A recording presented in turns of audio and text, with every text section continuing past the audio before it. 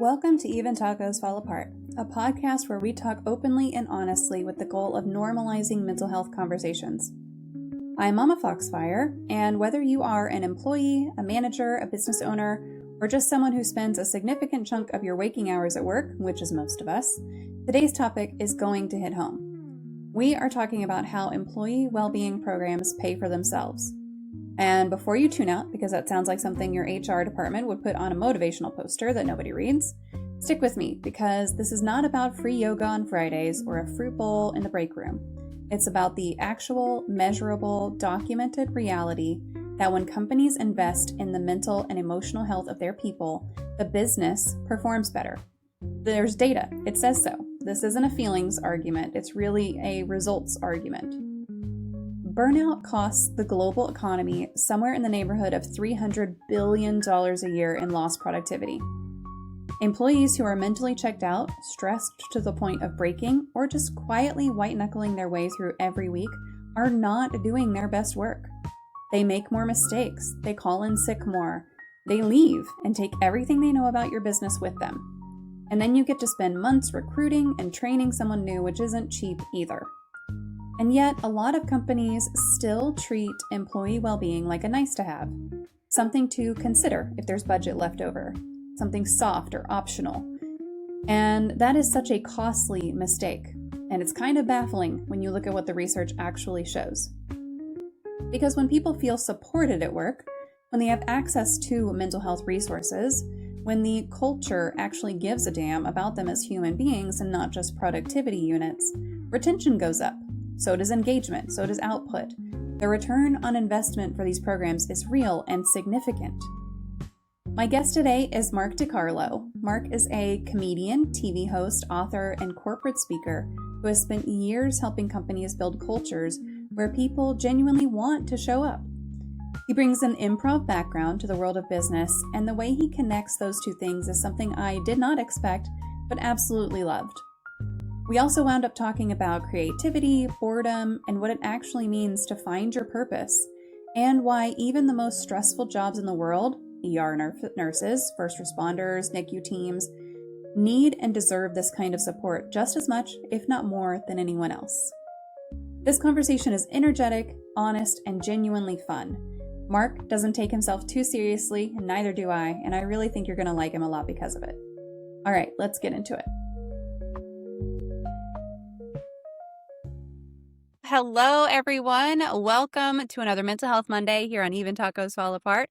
I am really excited to talk about something tonight that I don't think we've covered on this show before. We've been doing this show for a long time, and I'm not positive. I would have to go back and look, but I'm pretty sure we haven't really talked about employee well-being programs before, but we are going to talk about it tonight. I am joined by Mark DeCarlo, and our topic is exactly that. We're going to be talking about how employee well-being programs pay for themselves. But a little bit about Mark. He is an Emmy award-winning comedian, a best-selling author, and the voice of Hugh Neutron from Jimmy Neutron. Also does some voice acting for games. We were just chatting about that. But Mark is here because of something that happened when he was a high school freshman. He had a near-death experience that gave him a midnight epiphany in his ICU bed. And we're going to talk about that a little bit. He lost 80 pounds in 6 months and discovered something really powerful about the connection between well-being and wellness and success. And since then, he has hosted a Travel Channel series that took him to over 400 cities, which is a very high amount, working with everyone from C-suite executives to chefs and entrepreneurs. And he really noticed that whether it was a restaurant, a startup, or a Fortune 500 company, the problems were the same. You had burned out, unmotivated teams across the board. So now he helps companies understand that employee wellness isn't a nice to have and that it actually pays for itself. So we are going to talk about how happiness really became his business. So Mark, thank you so much for joining me here and for bringing your energy to Even Tacos Fall Apart. Mama, it's so wonderful to be here, myself and my energy as well. The two of us are thrilled to be here, going out live on the interweb. Thanks for having me. Absolutely. If y'all are looking to connect with Mark, I'm going to post a couple of links for you. Feel free to go ahead and reach through there, grab the website link and connect with him on Instagram, Facebook, Twitter, LinkedIn, any of those. Go interact with some of his posts. Make sure you get him in your algorithm so you see him over and over and over. But while folks are trying to connect with you there, Mark, what inspired you to start sharing your story through your content and your speaking? I've been doing entertainment and comedy for so long, since college, really. And because of the Travel Channel show and other shows that I've hosted, I get called upon to do keynote speeches and MC corporate events. And I've noticed over the years that the successful businesses that I'm working with, they're very similar in the skill set. Tool set you need to be a successful business person is the same that it is to be a successful improviser. I've come to realize that business is improvised. Anytime you're trying to think out of the box or create something new, you're by definition improvising something new. If you just keep rehashing the same old stuff, you get nowhere. And most companies don't do a lot of training in creativity and improvisation and in team building towards the goal of initiating creative thought and perpetuating creative thought. A lot of people are uncomfortable with even the word improvisation because they're fearful. And in my opinion, the fear emotion is always and only self-destructive. There's no reason to be fearful of anything. You can be cautious, don't jump in front of a bus, but fear limits you. It has you perform well below your potentials, and it's just a waste of time. Most of the time, it's stuff that we're making up in our head that we're afraid of. So I noticed the synergies between performing and improvising and business and started talking about them, and people seem to really respond. And it's also a fun thing for people in offices to do these kind of classes and coaching with me. And it's fun to see timid people or people that are afraid to speak up at meetings gaining the confidence to do that. And as a leader, you want to be able to harvest ideas from everyone on your team. If there are people that are too fearful to contribute, you may be losing out on quality ideas and information. So it's a top to bottom communication system and process that I think everyone can benefit from. Taking even from anybody, like if you want to be an actor or writer, director, a business person, the concept of improvisation and listening is, I think, the most essential one there is. I don't know that I would have made the connection between the creative thinking and the improvisation from like a comedy standpoint. Those two things, I'm sure in your world, in your mind, they go together. Like, of course they do. From a different side of things, I don't know that I ever would have really connected those two as something that feeds into one another. Do you get a lot of that? Does it surprise other people whenever you're like, we're going to talk about improv in a workplace? Yeah, it does. And literally just saying the word, sometimes I just see people tense up and I could never do that. I could never. I'm like, we've been doing it for 20 minutes. We've been talking for 20. We're improvising. That's what it is. The difference between teaching people improvisational techniques for business and doing it as a comedic performer is, if I'm one of the founders of the Second City here in Santa Monica, which is the famous improv school out of Chicago, where I'm from. And when I'm improvising on stage in a show, I'm improvising as a plumber or a doctor or whatever the audience yells out. So I have to be in the scene and not think like Mark, but think like a doctor or a plumber would and then respond that way. In business, you just have to be yourself. And by improvising and becoming fearless, you can become more and more of yourself. You're comfortable sharing more and more of your true self. And that's where the value is for you and your career and the people that are paying you to be there. So it's just a matter of learning certain techniques and really listening. Because if you're truly listening to someone when you're talking with them, you'll hear when they tell you something that they don't really want to tell you, or you can tell if they're lying, if they're telling the truth, or if they're excited about something, or if they really believe in something. So by doing exercises that fine-tune people's ability to perceive those temperature fluctuations in how people speak, you'd be surprised at how much more information you can gather out of every single conversation. And then, the more you're taking in, the more you can spit out if you're trying to, come up with a new product or a service or whatever your company does. So it really it generalizes to every industry there is. Yeah, yeah. I think that's a fantastic connection for sure to make. You mentioned that you were kind of early in your life into the entertainment industry and into comedy. How did you always just, were you always just a funny guy? Was that something that came very naturally to you? How'd you get into that as a I career? think so. I think I have two younger brothers, and though they would disagree, I'm the funniest of the three. And it's just something I've always, I think, gravitated towards. I used to watch comedy shows more than sports. I enjoyed Warner Brothers cartoons, the Chuck Jones era, some of the best American comedies ever made. And it's just, I enjoy it. I try and do things that make me happy. When I was in high school, my best friend's older siblings were both on the main stage at Second City. So we were 13, 14 years old, and we would sneak into this 21 and over club and watch them making up stuff on stage, doing funny skits. And then when I found out they were getting paid, I'm like, that's the job for me. And I never really seriously considered another career, really. So I've kind of Hmm. circled back to corporate work and industry through entertainment when I realized that they're essentially the same thing. Yeah, yeah. Wound up in a more traditional role on accident, kind of roundabout channel a little bit. Yeah. Yeah. I mean, I'm still doing a lot of comedy and cartoons and Hmm. entertainment stuff, but the corporate world, especially now with AI and all the turnover and tumult in the corporate world I think it needs folks like me. And luckily there's lots of us out here doing this. Yeah, yeah, for sure. Do you have a favorite book or one that you feel more folks should take the time to read? When I was in grade school, I was reading Catch-22 by Joseph Heller, and it got stolen by the where is it? It's here somewhere. This is my original Catch-22. It kept getting confiscated by my teachers at my Catholic school because they said it wasn't appropriate for me.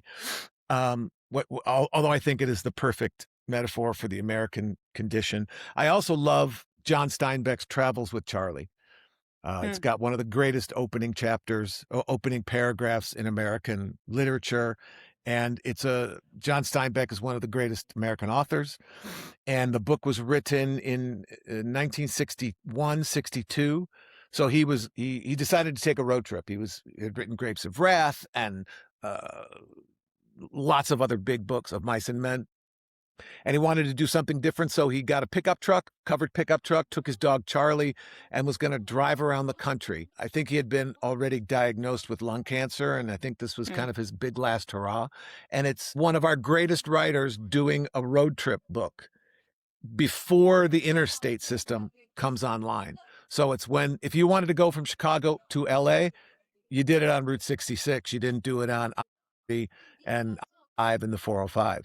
So it's kind of a snapshot of America at a time right before it became more homogenized, which is what it is now. And it's just it's this big. It's a great book. Travels with Charlie, Yeah. but I would say I'd put Travels with Charlie above Catch-22 just because it's more Americana and a little more hopeful than Catch. Which one have you personally read more times? Like, how many times have you read each one? I've probably read Travels with Charlie more, but I was thinking I should like do another lap on Catch-22 just because of all the things that are going on in the world. It might be illuminating. And plus, the first time I read it, I don't know, 10 or how old are you in sixth grade when Mr. Mueller kept stealing my book? So I'm Yeah, sure I would so read it now and get a lot of different ideas out of it. yeah, 12 years old is quite a difference Mm. to than being an adult. I have a couple of series where I've read them a couple of times in my life, and reading them as a teenager versus a young adult versus a more adultier adult versus now middle age. The last time I read through them, I was like, wow, I think a lot differently than I used to think, because I can remember how that book was making me feel, what kind of it was kicking me into. It changes quite a bit over your life. It's always interesting to go back and reread books that you're Yeah, very isn't that familiar with cool? I mean, you already. you follow an Yeah. artist as the art is static, but you change, you develop, and you grow around it, and you get Yeah. different things out of it at different stages in life. I think that that's one of the hallmarks of a great piece of art that you can, if you experience it 10 years later, 5 years later, it hits you in a different way and gets your brain working in a different way. Yeah. 100% agree Although with the that. Warner Brothers cartoons are still the same. They're still hilarious. And I Okay, but consider them high art. but if you go back and watch some of them now, you'll pick up on some jokes that you didn't get when you were a kid. That is for sure. Yeah. Yeah, that is for sure. I love that. Watching some cartoons as a parent, whenever my kids are watching them, and I'm like, oh my God, that was really funny, and they have no reaction to it. And I'm like, oh, Mhm. they didn't pick up on that at all. I get that a lot when I do the Comic-Cons as Hugh Neutron. A lot of Yeah. parents will come up to me and go, thank you for this show, because I can sit and watch it with my kids, because we very consciously put in jokes that grown-ups would like along with jokes that kids would get. Because a lot of my friends with kids, they tell me they watch these really dumb, stupid little Mm-hmm. cartoons for their kids, and it's mind-numbing, and the kids wants to watch them 20 times in a row. So we try and sprinkle little Easter eggs of adult insight and humor, and then they'll quote lines back to me at a Comic-Con that I have no recollection of ever uttering. Yeah. And they're like, yeah, it was in episode 14 when you went to the pants store and you got too big and Jimmy got... I'm like, all right, well, if you heard it, I'm sure I said it. I just don't remember. Yeah. No, that's great. Yeah. No, as a parent, I definitely appreciate the jokes that the kids aren't going to care about, but the parents have to sit there and watch it too, for sure. Yeah. So I want to go back a little bit further in your life. So when you were 14 years old, you were in this ICU bed. What was the epiphany that you had, and how did it really connect wellness to purpose for you? I probably wouldn't have used those words at the time, just because I wasn't Mm-hmm. cognizant of what was happening. I was a really fat kid in high school, and this particular semester, we had already finished the play for the season.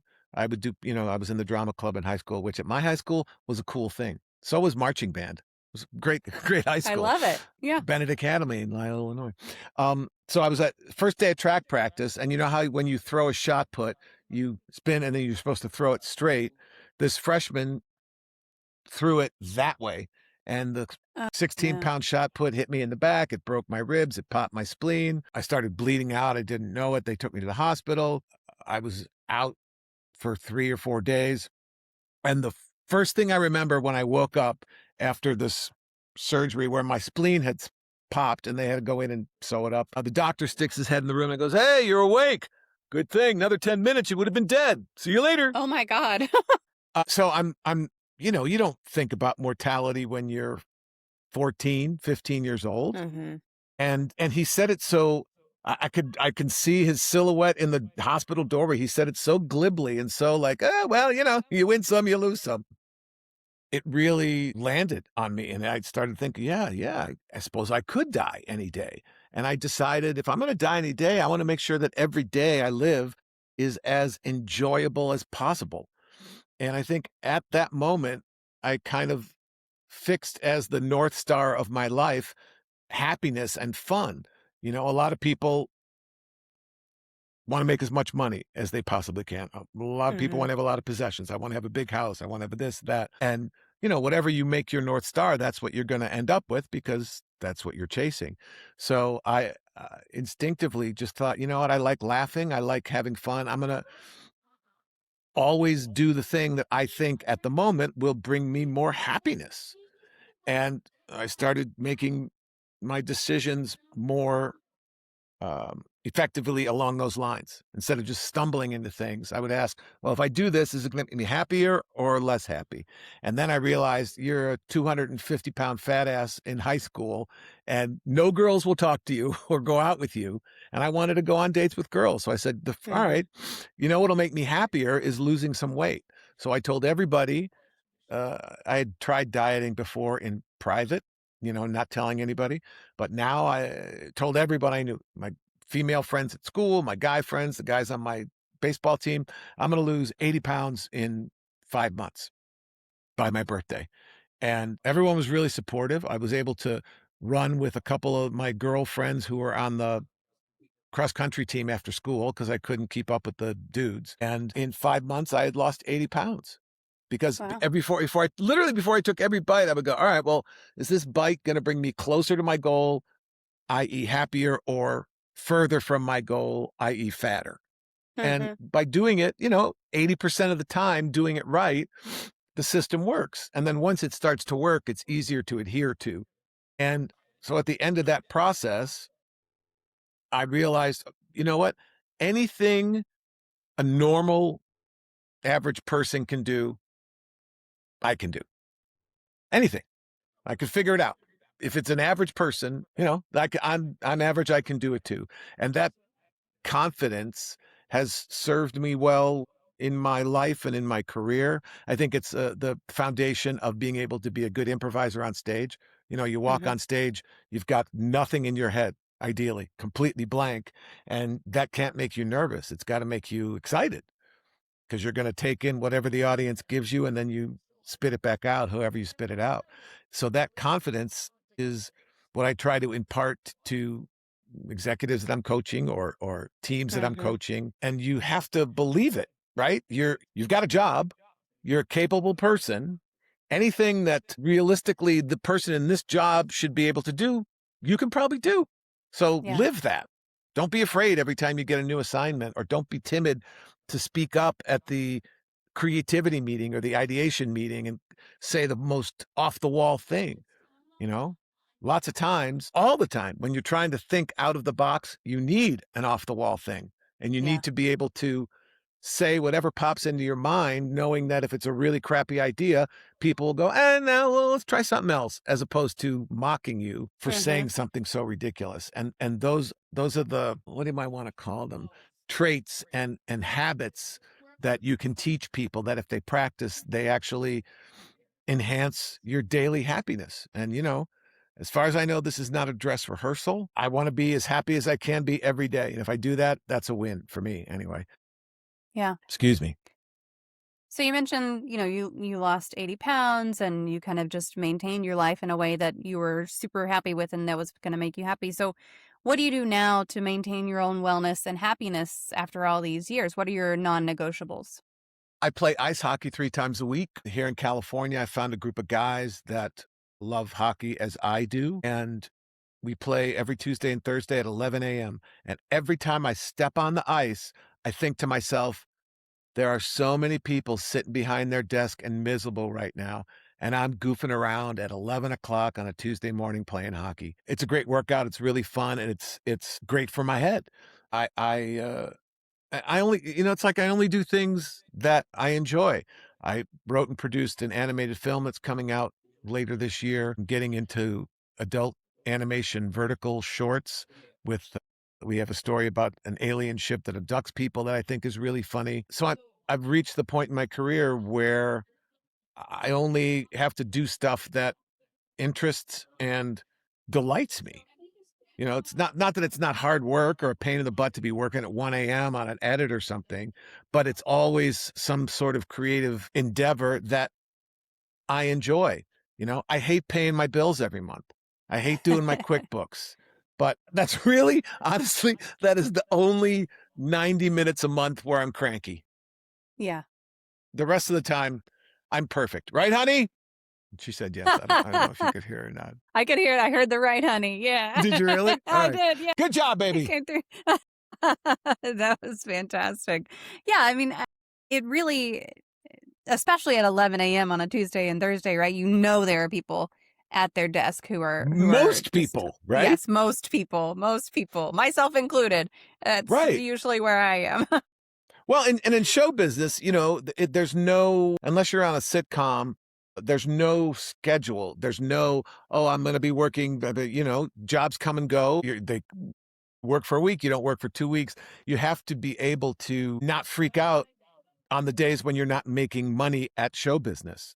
Yeah. And you need hobbies that feed your brain and feed your body. And you got to be cool with the, you got to be chill with the cycle of life. Yeah. People that are constantly stressed out and living up here are burnout. You Hmm. see it all the time in business. They think they have to do all this stuff and survive, and they got to be the best and they burn out. Okay, if you're a great employee and you burn yourself out, what good are you to me, the company? It behooves me and behooves you to take better care of yourself mentally, and don't work till 8 o'clock every night. Yeah, I could be doing stuff right now instead of talking to you, but this is enjoyable to me. And I'll do that stuff tomorrow, or I'll do it on Wednesday. Everything gets done. I don't think people realize they can choose to pursue happiness. Really, that's what it boils down to. I don't think people realize that is an option. I got to go to school. I got to get a job. Got to feed my kids. I got to pay my mortgage. I got to be happy. Everything else falls into place if you're serving that goal. And Yeah. I honestly, based on my experience, that never occurs to people. And I think that's a function of society and a lot of other things. But I'm just trying to do my best to tell them, yeah, you know what? You got the keys to your own life. Turn on the car. Yeah, the happiness as a pillar, that's a need for you, I think is probably quite foreign to a lot of people. Right. That's something that whenever you go to therapy, which I highly suggest everyone should do plenty in their life, is go to therapy. But if you got a good therapist, they're going to talk about, you got to fill your own cup first. You have to make sure that you are fulfilled. You have to make sure that you find things you are passionate about as a parent, if you're a caregiver of some sort. But even if you're just, like you're saying, you got to get a job, you got to pay your bills, you got to do all this stuff. You do. You also have to be happy. You also have to find ways to be happy. And that doesn't mean you can quit your job and that's what makes Right. you happy. You still have to maintain all those things. But happiness as a pillar in your life is something that I definitely feel is very, very important. And it should be the prime pillar. Yeah. Because you're going to pay your bills. You're going to do all that stuff anyway.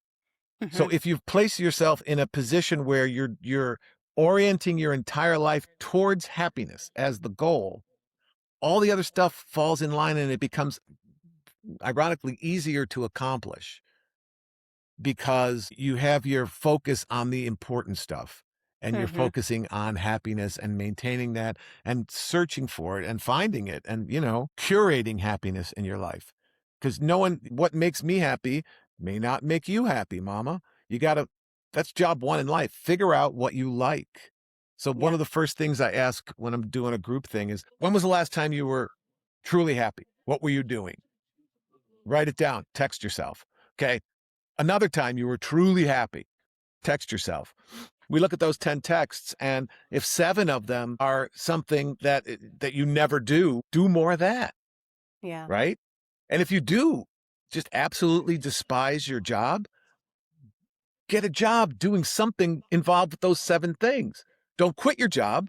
Work at night, interviewing and doing whatever you have to do to get the new job and then segue into it. But if you work 20 years at a job you hate, you pissed away 20 years.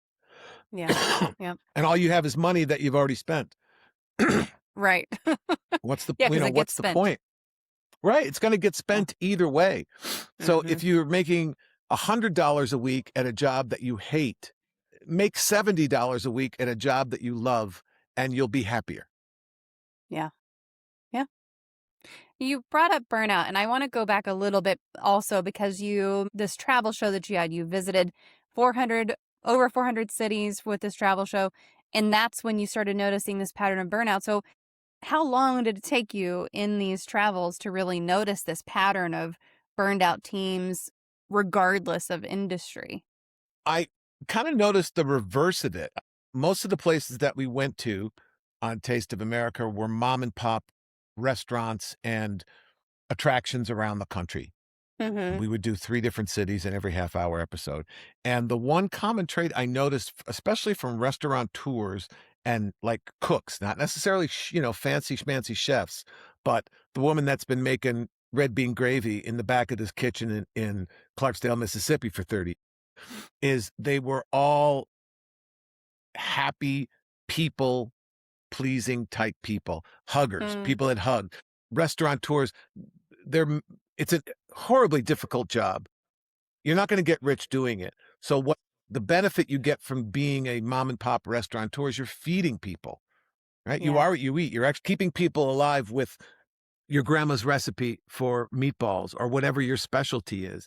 And the kind of person that can derive happiness from the providing of that comfort and, the best fish and chips I ever had. You got to go to Jimmy's. The best fried chicken I ever had. It's at Coop's in New Orleans.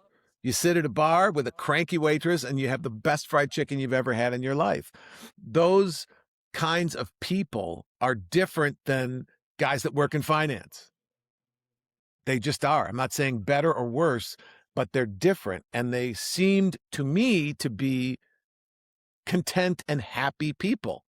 Hmm. Some of them were extremely wealthy. Some of them were just getting by, but they were all digging their life. And it made me realize that, again, the most important thing is figuring out what makes you happy and doing it. And the only way to do that is to try a bunch of stuff that you end up not liking. Mm-hmm. You cross it off your list, right? You would not be podcasting this long if you freaked out every time you did it and you hated it and you didn't like seeing yourself or hearing yourself. And I say stupid stuff and these podcasts you wouldn't do it. Yeah. You know, and I hope you're making a great living doing it, but you know, you're not just Bezos. I'm assuming now you're doing it from your pink cave or purple cave That's right. because you enjoy it and it gives you something that you don't get doing something else. Yeah. 100%. True? 100%.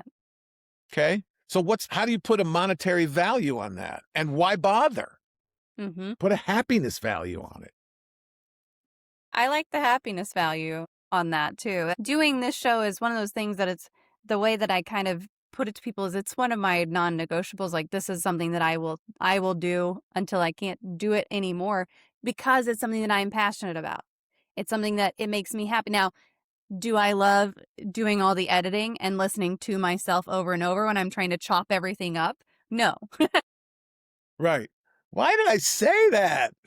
Yeah, right? Why can't I get that sentence out? Like it's fine. It's all right. We'll just edit it. I get tired of hearing my own voice when I'm doing the editing.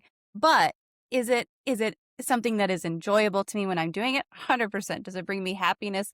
Even all the prep and everything leading up to it?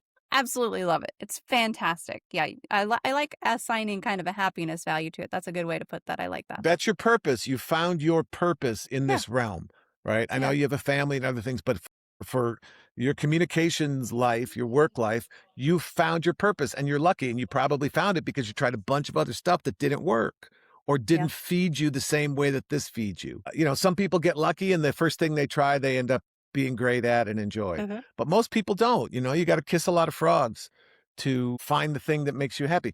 I hate cruise ships. Don't like the sensation of being on a boat.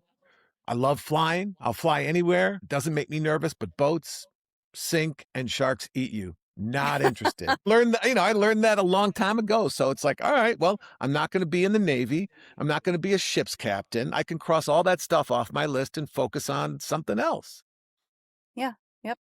Yeah, I mean, I feel like life probably brought me to this point, and I had to go through a lot of frog situations to get to where I am, and to be passionate about the things that I am passionate about.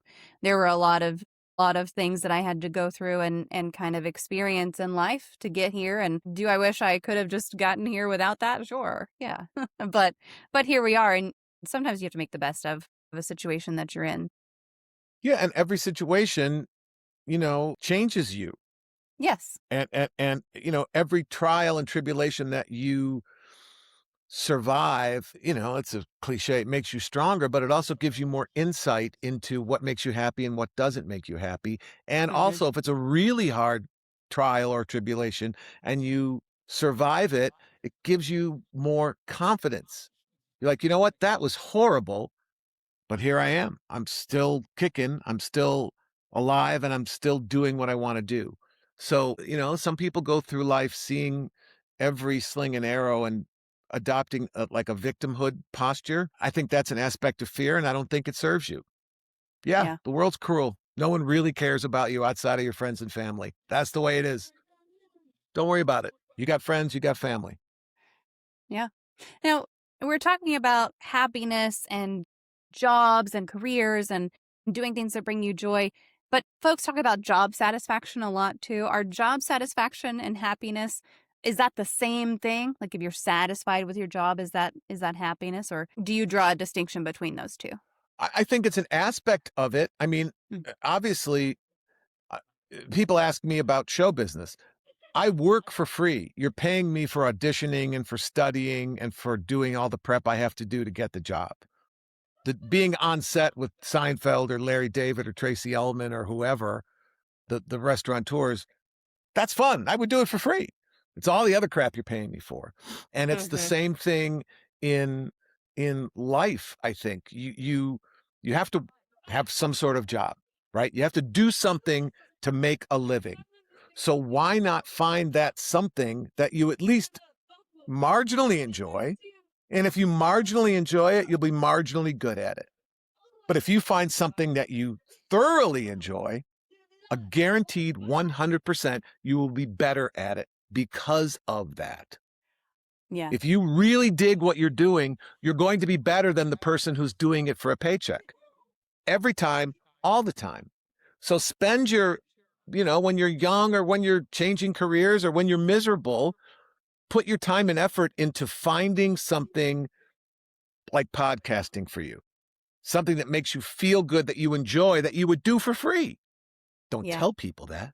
That would be a big mistake to tell them that. But you're going to work. Why choose to do something that makes you grind your teeth and you hate driving there every morning? Why Yeah. do that? That's dumb. And you know why people do it? Because they're afraid to change.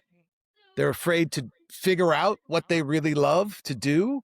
And again, fear is always and only self-destructive. Don't be afraid. Be fearless. As far as we know, it's our one life, right?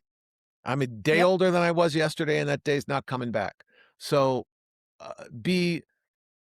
people use the term, I'm going to spend time here. It's exactly what you're doing. You can always make more money to spend, but you get X amount of days to spend in your lifetime. Why spend them purposefully doing stuff you don't like? It just irritates me that people do it because it seems so nonsensical to me. And I realize you've got spouses and kids and obligations. We all have obligations. You can have obligations and a job that makes you feel good. They're not mutually exclusive. Yeah. I was just going to say, do you feel like some of these statements come with a lot of privilege to them? The privilege to be able to pursue different things, or, sometimes folks might feel like they're stuck doing what they're doing, and that they have the obligations around them are kind of forcing them into a situation. What would you say to that? I understand that, and I understand that feeling, and I've had that feeling myself. But it doesn't matter. You have to work to make money. So if you're doing a job that you hate, find a better one. And if you don't hate it enough to expend the extra energy you need to find something better, then you don't hate it. Yeah. And you're allowing your life to drip away one day at a time because you're too fearful to look for something better and to demand something better for yourself. It's really that simple. I get it. It's hard. You can't quit your job. Yeah. You've got a mortgage and you've got kids and you've got medical bills. I'm not saying quit your job. I'm saying work your 9 to 5 and then from 6 to 9 every night, be on LinkedIn, looking for jobs, calling your friends, scouring the internet to go. Before you do all that, figure out what you want to do. Figure out what makes you happy. And then figure out ways to get from where you are to doing that for a living. And that takes time, it takes persistence, and it's like a detective job. Yeah. So it's not easy, but it's not hard. And if the choice is being miserable, it's a pretty clear choice for me. And then once you're in the better job, then you got more spare time, you're happier, everything works out. But if you don't even try, what you're telling yourself is, I'm not worth it. I'll just be miserable and I'll pay the bills and everyone else around me could be okay, but I'm not worth it. And you know what? If you think you're not worth it, you're not. So think that you're worth it, and you are. That probably sounds like a bunch of doublespeak, but I found it to be true, right? Yeah. Every idea, everything in your life that you currently have starts with an idea in your head, a thought in your head. You're wearing your green nail polish because at some point in the last couple of weeks, you decided, I'm going to paint my nails green. And now that reality exists, right? I decided to go into comedy because at one point I thought, you know what? I want to sleep late, work in clubs at night, and make people laugh. And I figured out a way to make that happen. Everybody can do that. The first step is finding your purpose, finding what makes your heart and your soul sing and makes you happy. And then once you figure that out, once you know, oh, I want to be a botanist, I want to be a sculptor, I want to be an iron worker, then you figure out the math to make it work, how you get from where you are to there. And that's just, you got the internet. When I was a little kid, we had to go to the library to look crap up. Now it's, you get it in a second. So there's no excuse for not trying other than, I'm afraid, I don't want to, I'm tired. Okay, it's your life, but Yeah. understand that you have the power to change it if you decide to exercise that power. And if you don't, that's on you. It's not on the world. Yeah. I mean, I'm sure a lot of that thinking comes back to fear, really. It's Fear all of one fear. thing. Yeah, fear of one thing or another. And maybe it's fear of failure is probably a big one for a lot of Sure. folks. But But yeah. if you're not I failing, you're not trying hard enough. yeah, yeah. And there's nothing wrong with failing either. Like there's you can fail. I failed at a lot of things in my life. It's fine. I'm still here. Well, let me ask you this. When have you learned more generally? When you succeed at something or when you failed at something, Definitely when I failed at something. Definitely. right? Yeah. When I started out doing stand-up in clubs, the demarcation between success and failure was really easy to hear. Yeah. You try a joke 3 times, and if it dies every time, get a better joke. Yep. And that's really the metaphor for life. You got to keep trying, and if it doesn't work, change it around a little bit. But don't give up. Don't give up on yourself, and don't be afraid to fail. Yeah. Failing is, essential to growth and learning and figuring it out. Yeah. I want to make sure to let folks in the chat know that if y'all have any questions, you're free to ask them, just like Rose is doing. Rose would like to know I how would we're love both that. doing. Yeah, Rose would like to know how we're both doing today, and I'll go ahead and just say I'm doing great. It's a Monday. Start to a new week is sometimes daunting, but for me, it means that I get to come here and do this on Monday, so it's pretty good here. How about you, Mark? I'm doing really well, Rose. I'm enjoying the World Baseball Classic. I'm hoping it's going to be Italy and the United States tomorrow for the championship. It's getting warm here in California, and I gave my dog a bath yesterday, so he smells good. It's a good day. I love that. I wish my dogs would let me give them baths, but they hate baths. So I get the mobile groomer to come out and do that. Well, you have big dogs. Yes, they are massive. They are massive dogs. I think the smallest dog is probably 90 pounds. When your dogs are bigger than you, maybe you need a van. I know. The biggest dog he's probably, I wouldn't be surprised if next time we take him to the vet, he's 130 pounds. That would not shock me. He's massive. Wow. He's huge. So getting back to kind of the wellness programs of things, when you tell a CFO that wellness programs pay for themselves, like that's a big statement. What's the ROI on that? What's the timeline they should be looking at? And does the size of company matter? No, the general process is what matters. And there's tons of research, and I touch on that when I'm talking to a new client. But typically, the ROI on money spent on wellness programs is 300 to 500. Where Wow. where that comes from is if an employee is happy with their job, there's less quittiness, I call it. They're not looking for another job. They're not going to quit. Costs a lot of money to find someone, to train them. And then if they leave, you got to do that process again. Yeah. It's much more cost effective to find someone, train them, make them happy, and then they stay with your company for years. Also, if someone's been with your company for 10, 15, 20 years, the institutional knowledge that they have in their head that's not in your manuals is invaluable.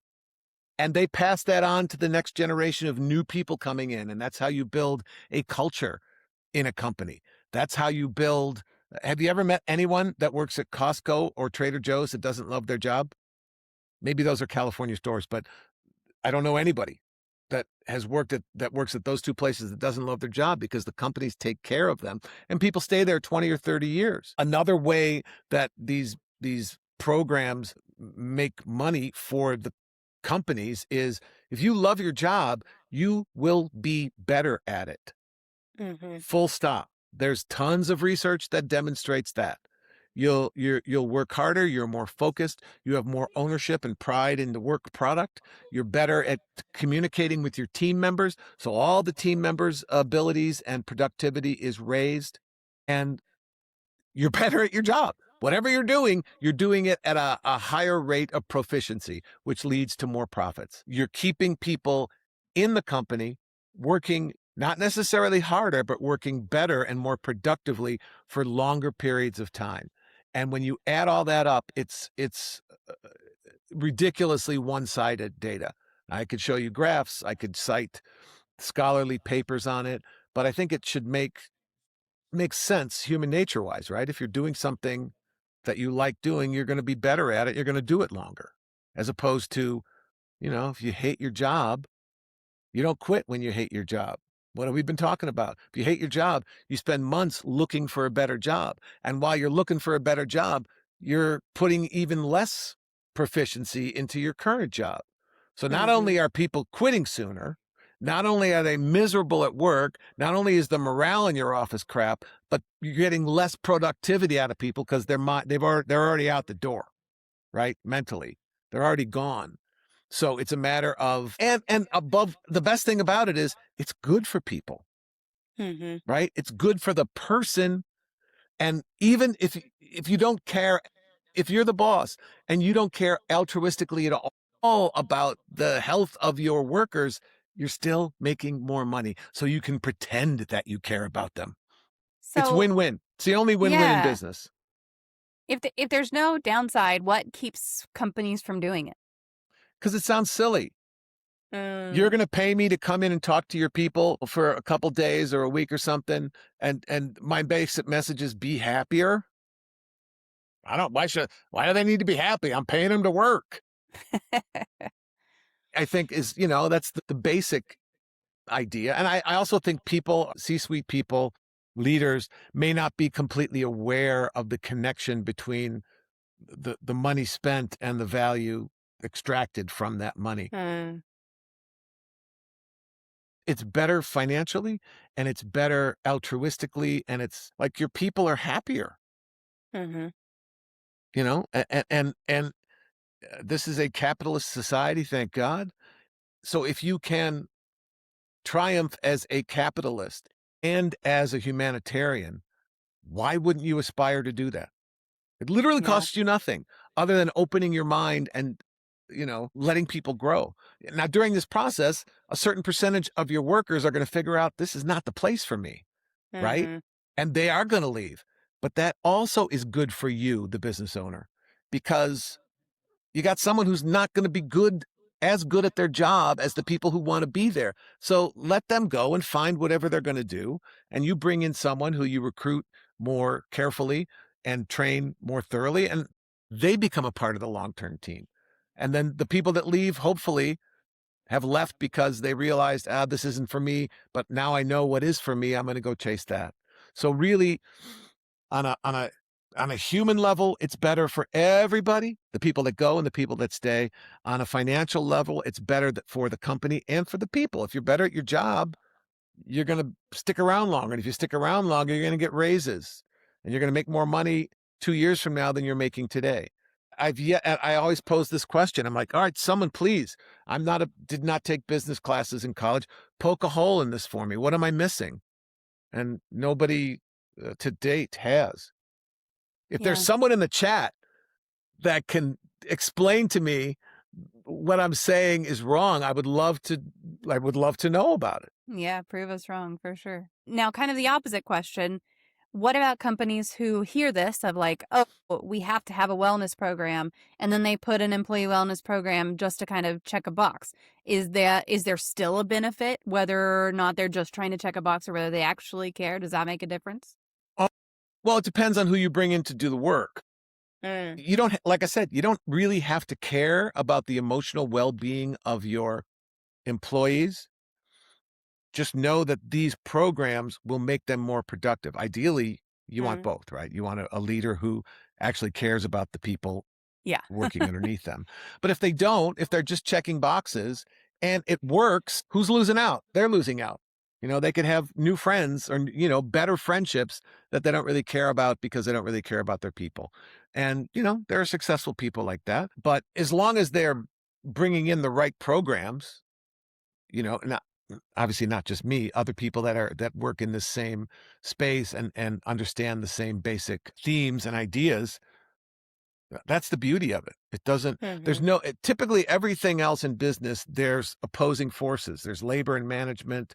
There's, and between the friction of the two, you come to a happy middle ground. There's no downside to adopting this as a MO. They're just, again, if someone can tell me one, I'd love to hear it, but I've not discovered one. It makes you feel good and makes you more money. Yeah. I could definitely see people pointing to like a big company with a shitty culture and saying, well, they do fine. They're very profitable. All of these things, they're doing okay, but everyone who works for them kind of doesn't like their job and all of this stuff. But like, imagine if they had one. Imagine if they had a good wellness program, how They would much be better. more profitable. Right. They would be more profitable and people would like working there better. And Yeah. when a position came open, they would say, hey, my cousin Johnny needs a job. You should get him in here because he's really great.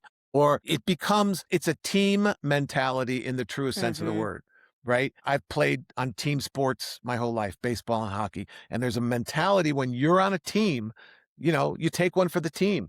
If they want Hmm. you to bunt in the ninth inning instead of hitting a home run, you do it if it's for the betterment of the team. And if you are focused on making your team healthy and productive and well, you win all the Yeah. time, all the Yeah. time. And if you're not, you could be succeeding, you could be making a lot of money, but I guarantee you that if you also were serious about wellness and happiness, you'd make more. Hmm. Yeah.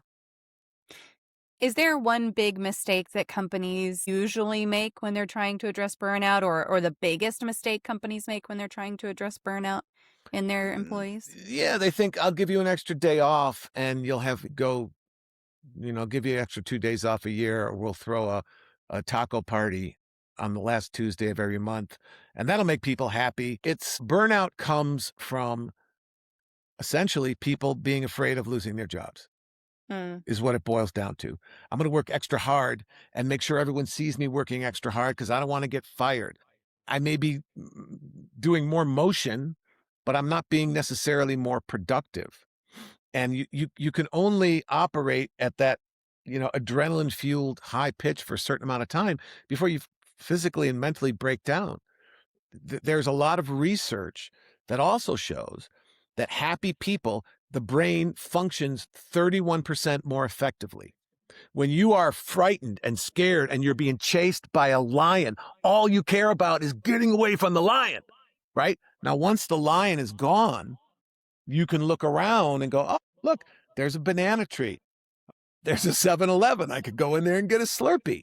Your brain can function and take in more input and make better mhm, decisions. You're not making crisis decisions. You're making more considered, thoughtful, I can really ruminate on this idea and come up with a good solution thinking. And that thinking is always better. And the happier you are, it's biochemical. The endorphins and the serotonin and dopamine gets released in your brain.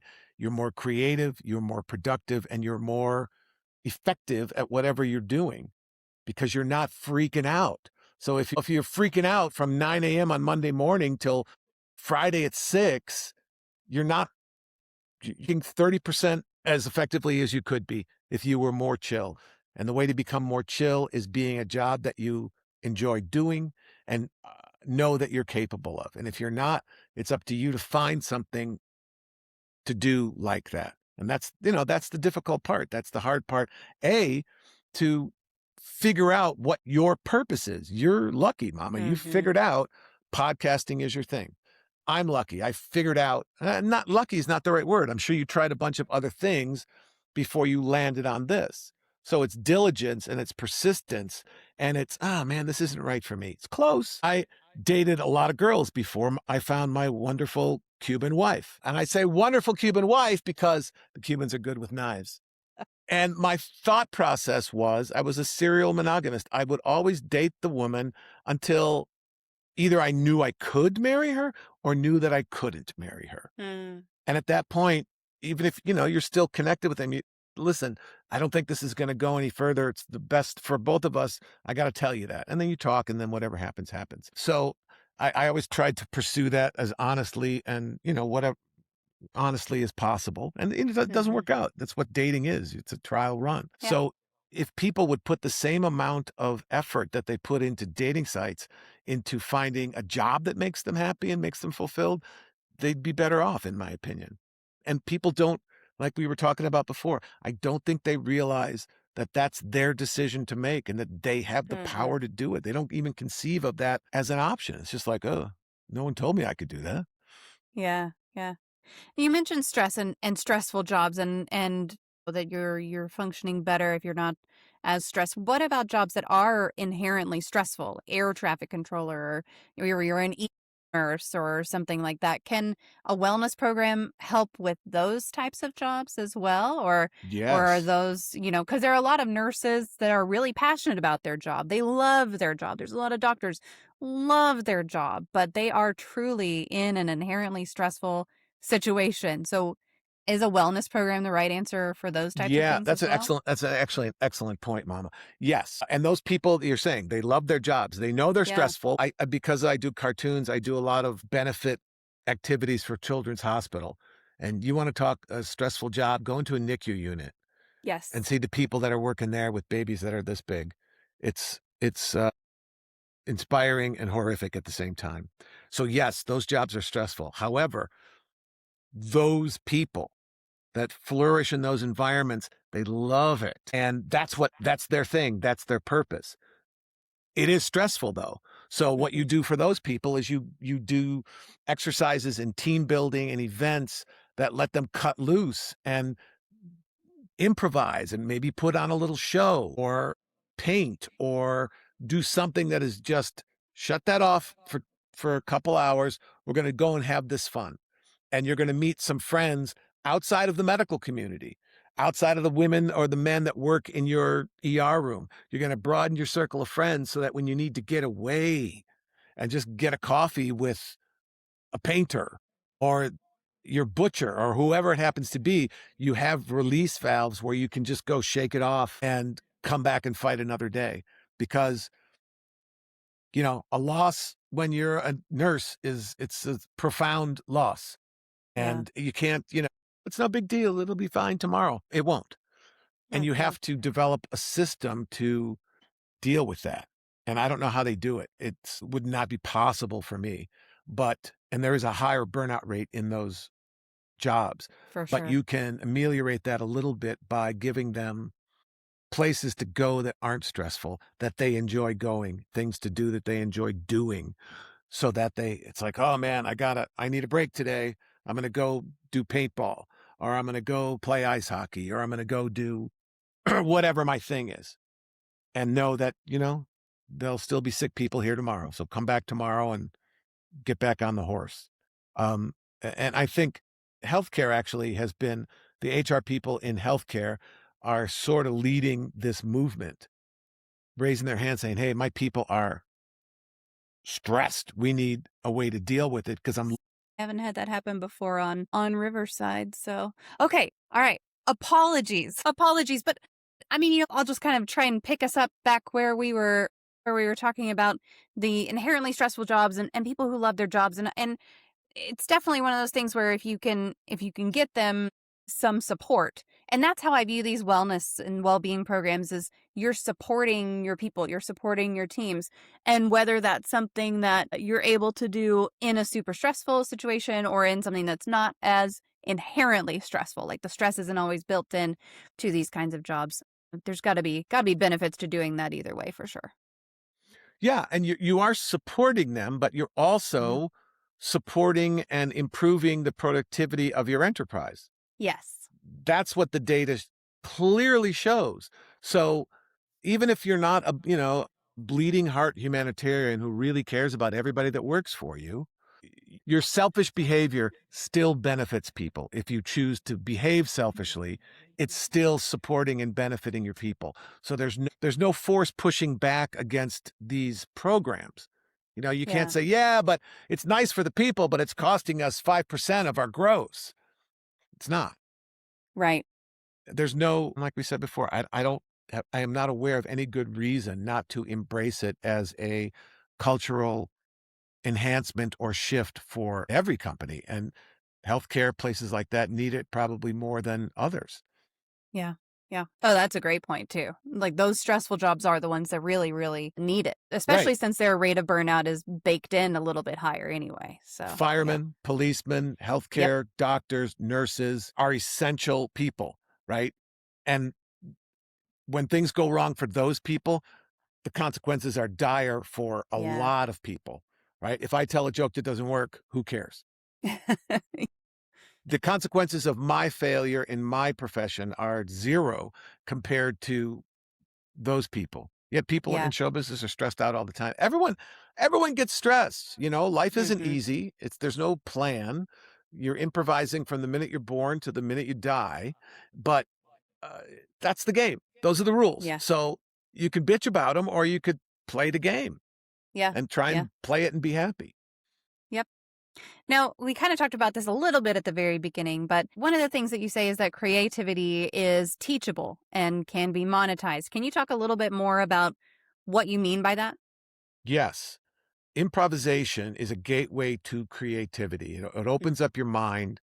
It teaches the practice of improving and being fearless, which is the bedrock of improvisation, allows you to think outside the box and dream up stuff that you wouldn't necessarily think of. I think one big impediment to creativity over the last 10 years is has their face buried in their phone all the Mm-hmm. time. I see people crossing a crosswalk, staring at their phone, and all I would have to do, and I must admit I do this sometimes if I'm in a cranky mood, make sure the car's in park and rev the engine, and that gets their attention. Oh, People don't. It used to be if got someplace early, you sat there without headphones, without your phone, and you looked around and you played with a dog, or you talked to a stranger walking by, or you interacted with your world. Now, no one is ever outside of their bubble, right?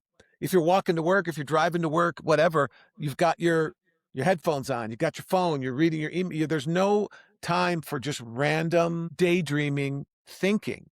And that's where yeah. creativity comes from. So the first step in leveling up creativity is giving yourself the time and space to do nothing. Mm-hmm. If you have a dog, go for a walk without your headphones on. Go to the store, talk to the butcher, talk to your neighbors, goof off, interact with the world. And you get new input and ideas, and it sparks creativity. So you have to have not necessarily quiet time, but unplugged time that gives your brain time to think and interact with the world. And by instituting time every day to do that, you get into that habit and your brain starts to work in that way. And then there are techniques we can teach that up-level creativity. If you're trying to solve a problem that no one's been able to solve because they're going at the problem like this, come in through the window. Don't go in through the front door. Think outside, that term, I use it too often, I know, thinking outside the box, but it's a really great metaphor because all the ideas in the box have already been thought of. So if you want to innovate, if you want to do something new, you've got to go outside the box. So think, one exercise I do is I'll pose a problem and I'll go, all right, we're going to go around the room. I want to hear everyone's dumbest solution. Think of the absolute dumbest, wrongest solution you can to this problem. Go. And by the time we get around the circle, there will invariably be a couple pieces that you can synthesize from 2 or 3 things that becomes a good idea. Mm-hmm. So and certainly just like senses of humor and tallness and everything else, everyone is differently abled on the creativity scale, right? Albert Einstein and Mark Twain are at the top of the scale, but everyone's on the scale. And you can always raise your number if you just take the time and have the desire to do it. take a class, take a pottery class, take an acting class, a writing class, do something that makes you feel good, that when you're done with it, there's something that wasn't there before. A woodworking class. I love like making stuff. Yeah. I designed and built a system to dry all my ice hockey stuff, hooked to a fan on pipes and everything, and it works great. And Yeah. it's functional for me. But daydream, think stuff, and create the space and the time for you to do it. And Hmm. the benefits accrue over time, Yeah. and you get more My confidence. my 12-year-old hates when I bring this up, but boredom has been studied quite a bit. You need to be bored. And the more bored you are, the more your brain is actually accessing parts of your brain that it doesn't normally access. And so sometimes because I put limits on his technology, and he can only spend a certain amount of time on the various, he has a huge amount of technology, so he has different limits on all kinds of stuff. And then he'll run out of time, and I'm like, that's fine. Be Get bored. on your bike. Or tell me you're bored and I'm going to give you chores to do. Right. That's always So cruel. But it works, that's right? another one. Yeah, Yeah, well, it yeah. works because Well, you're putting away dishes. You're doing something routine. Your brain is not thinking about that; it's thinking about other things. So right. it's you're still kind of getting that. But I mean, But you're it's right. Boredom is another word for finding the space with nothing, right? yes, And then yes, you have a choice to sit there and be grumpy that you're bored, or your brain starts to work and you start to think of stuff that you've never had the bandwidth to think of before. So yeah, it's the necessity is the mother of invention. If you got nothing going on, your brain necessarily has to do something, and yep, it creates stuff. yeah, yeah, and that's a daydreaming piece too. You're giving yourself the time to improv things in your own head and Right. with the world around you. But even if you're just sitting there and being bored, your brain is working behind the scenes. But that's the starting place. You got to be Yes. bored. Yeah. Yep. Absolutely. Yeah. Yeah. My 12-year-old absolutely hates it when I bring that up, but I bring it up quite a bit with him because that's my one who gets bored a lot. All right. He will thank you for it. Yeah. Eventually, one day he will, I'm sure. Well, we are coming up on our last couple of questions. So folks who are here with us, feel free to ask any questions in the chat if you have any. But Mark, I would love to know, what is your favorite life hack? Uh, We've talked about it. Happiness. Making every decision based on, will this make me happier or less happy? Big Mm, things, little things, everything. And if you take a moment to contemplate that before you make decisions, you start racking up a happier life, because those are the decisions. And it's not, what will make me. I've turned down jobs that would have made me a lot of money because I didn't really want to do them. mm, I didn't see it as like the best use of my skill set. It wouldn't be fun.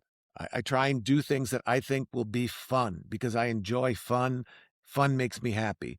So that's my hack. My hack is find your purpose, find your thing, find your podcasting, find the thing that you're happy doing. yeah. And there are a variety of ways to assess that and figure that out. But you've got to put in the energy to figure it out. And then once you figure it out, that's your goal. That is your goal. Your North Star. Orient your Yeah. life around that. I love that. Well, it is time for the magic moment of the stream. If you could wave a magic wand and eliminate one common opinion or misconception surrounding mental health, what would it be? I don't know a lot of common misconceptions around mental health. I guess people need to realize that they have to take time to tend to their mental health. And not mental Yeah. health to me is somewhat of an off-putting concept, not concept, but language. It's not Hmm. mental health. It's literally happiness, right? It's what makes me happier than something else. Because if you don't tend to that, nobody will. So if there's a stigma to mental health, if there's, oh, it's silly, I'm a businessman, I don't care about mental health. You should. And when you do, you'll know why. Yeah. Yeah. Well, I'm going to post your social links and your website one more time for folks who weren't here at the beginning to grab them so that they have a way to get in there and connect with you. And while I'm doing that, I'm just going to turn it over to you. Anything we didn't get to mention or talk about, or anything you want to throw out there, feel free. First of all, it's been a really fun time talking to you, Mama. Very wide ranging. You ask really good questions. Thank And you. I can tell just from talking to you that you are really good at this. And I think you're good at it because you dig it, right? You like Hundred. it, and it fills you in some way that doing other stuff doesn't. And so I salute you for finding your purpose and finding your mojo. And I encourage anyone who's listening or watching this to respect yourself enough to realize that you have that choice to make, that you should go out. If you don't have it yet, go out and find it. And it changes as you go through life. What made me happy as a 15-year-old, I don't chase as hard now that I'm not 15 anymore, 17. So always be checking in with yourself and be brutally honest with yourself and value yourself enough to realize that you deserve to be happy. You certainly deserve to pursue happiness. There's no Mhm. guarantee. The world is a cruel place that doesn't really care about you. But there are people in this world that do care about you. So surround yourself with them and, you ignore the rest of the world. Not everybody can love you. Take it from someone who's told jokes to rooms filled with people who ultimately ended up not loving him. Well, I appreciate that advice for sure. And 488 says, thanks for sharing. I will echo that as well. Thank you so much for being here. Thank you for sharing your energy and your evening with us. And just for being here. I really appreciate it. Ditto. It was really great. I'm glad you invited me, and I'm glad we got this scheduled. And it was really a pleasure to talk about all this stuff. I think it's important, and good on you for spreading the word. That's very important. You're doing God's work there. Thank you. Appreciate it. Well, folks who are here with us, stick around. I'm going to disconnect with Mark and I will be right back. Don't go anywhere. So, And that is a wrap on my conversation with Mark. If you made it this far, thank you. That was a good time and a good conversation, and I hope you got as much out of it as I did. A few things from that conversation that I keep coming back to. Mark made the point that you don't have to be a bleeding heart to care about your people's well-being at work. The business case alone should be enough, and I think that framing matters because it meets people where they are. Not everyone is going to be moved by the human argument first, and that's fine because the data gets you to the same place. The creativity piece really hit differently for me too. The idea that your brain literally needs unstructured, unplugged, doing nothing, I'm bored time to function at its best is something I think most of us know somewhere in the backs of our minds, but completely ignore in practice. I am absolutely guilty of that. I pick up my phone the second I have 30 seconds of silence, and I know I'm not alone in that. Mark's challenge to just put the damn phone down and interact with the world around you sounds almost embarrassingly simple, but simple isn't the same as easy. And the piece about high-stress jobs, the nurses, first responders, people working in environments where the stakes are genuinely life and death, really sat with me. Those are the people we lean on hardest and often support the least. If you work in one of those fields or you love someone who does, I hope this episode gave you something useful to hold on to. And go check out our other episode on first responders specifically. The through line in everything Mark said really comes down to this. Figure out what makes you happy. Build your life around it as intentionally as you can, and stop waiting for someone else to hand that to you. Nobody is coming to rescue you from a job that's draining your soul or a life that doesn't fit. That part is on us. And that's a little uncomfortable to sit with, but it's also kind of freeing when you really let it land. If you enjoyed this episode, please take just 2 minutes to leave me a review wherever you're listening. Comment, like the show, send it to someone else. Those things make a real difference in helping other people find the show. Subscribe if you haven't already so you never miss an episode, and share this one with someone who needs to hear it. Send them a direct link. Maybe that's a manager who needs a nudge. Maybe it's a friend who's burning out and doesn't have the words for it yet. Either way, pass it along. You can find Mark's links in the show notes along with everything else we mentioned today. Go check him out. He is the real deal. Until next time, know that it's okay if things feel heavy, confusing, or downright overwhelming. You don't have to fake being fine. Even tacos fall apart and they are still good exactly as they are. I'll see you in the next episode.